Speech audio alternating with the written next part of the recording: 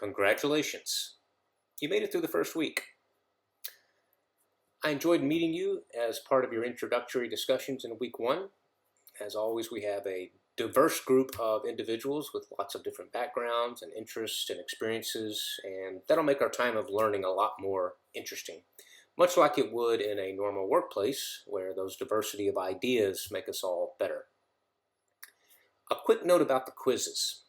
Some of you are going to worry about your grade. Don't. It's not about your grade, okay?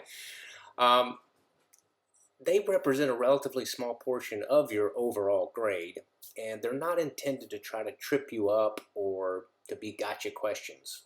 These are just some industry standards that we have in our profession, whether that's a strategic communications, public relations, journalism, those types of things. And we want you to have that baseline.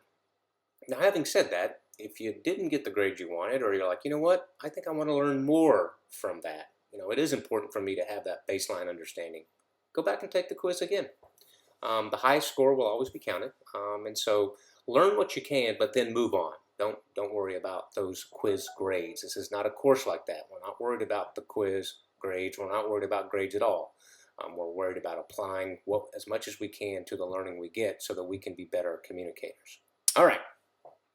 You should have read Project 1 preview and started working towards your submission, which is due at the end of this unit. Now let me say this. Some of the projects require a little bit of imagination, creativity, right? We are in an environment that is not real world, even though we're trying to apply learning in a real world way. For example, your instructions will include a requirement to interview board members and survey 20 general members of this organization. You're not actually going to be interviewing or surveying anyone. You can't. This organization doesn't exist. It's something we made up.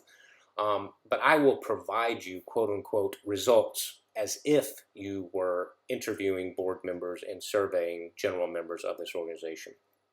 So for the purposes of learning, and in order to apply as much of that learning as you can, design your interview and survey questions as if you were going to conduct the interview, as if you were going to survey these members, even though you're not going to actually interview or survey anyone. Also, make sure you focus on the organization's goals, and I'll remind you of what those are here. They want to grow their membership. They want to encourage more people to volunteer for their semi-annual book sales. And they want to recruit board members who are responsible for setting the direction of the organization. So your recommendations should all align with those priorities.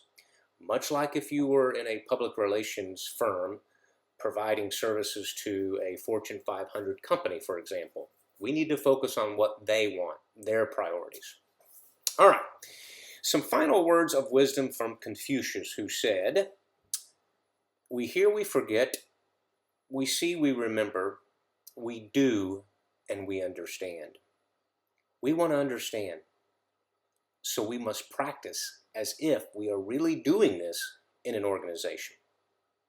All right, as always, stay ahead, stay engaged, especially with those discussion peer responses, stay informed, and of course, always enjoy your time of learning.